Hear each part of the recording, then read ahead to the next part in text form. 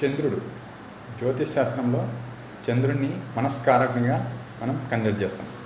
అంటే చంద్రుడు ఉండే పొజిషన్ బేస్ చేసుకొని వారి యొక్క మానసిక సామర్థ్యం ఏ విధంగా ఉంది, emotional stability, nurturing nature, intuition power, వారి యొక్క మదర్ని, వారి యొక్క పోషణ, నెక్స్ట్ వారి యొక్క మానసిక సామర్థ్యాన్ని కూడా ఇండికేట్ చేస్తాడు.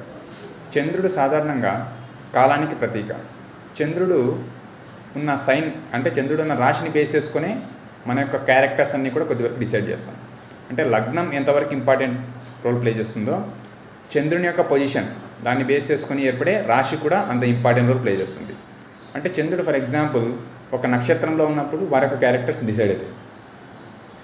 అంటే చంద్రుడు ఫర్ ఎగ్జాంపుల్ మనకు కృత్తికా నక్షత్రంలో ఉన్నాడు అనుకోండి, అగ్నితత్వం కలిగి ఉంటుంది. నెక్స్ట్ ఫర్ ఎగ్జాంపుల్ చంద్రుడు స్వాతి నక్షత్రంలో ఉన్నాడు, చంద్రుడు అనురాధ నక్షత్రం, చంద్రుడు సింహరాశిలోని పుబ్బా నక్షత్రంలో ఉన్నాడు అనుకోండి. అంటే ఆ విధంగా రాశిని బేస్ చేసుకొని వారి యొక్క క్యారెక్టర్స్ మారిపోతూ ఉంటాయి. అంటే వారి యొక్క మానసిక సామర్థ్యాన్ని, నెక్స్ట్ వారి యొక్క మాతృకారకుడు, నెక్స్ట్ చంద్రుడు అంతేకాకుండా imagination power, next intuition power, వారి యొక్క సైకలాజికల్ బిహేవియర్ని బేస్ చేసుకొని వారి యొక్క సామర్థ్యాన్ని ఇండికేట్ చేస్తారు.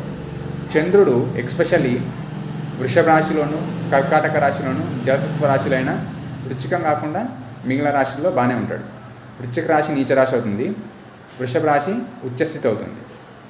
చంద్రుడు కర్కాటక రాశిలో ఉండి కానీ తన మిత్రులైన గురువుతో కానీ కుజునితో కానీ కలిసి ఉంటే చంద్రుని యొక్క పవర్స్ చాలా బాగుంటాయి.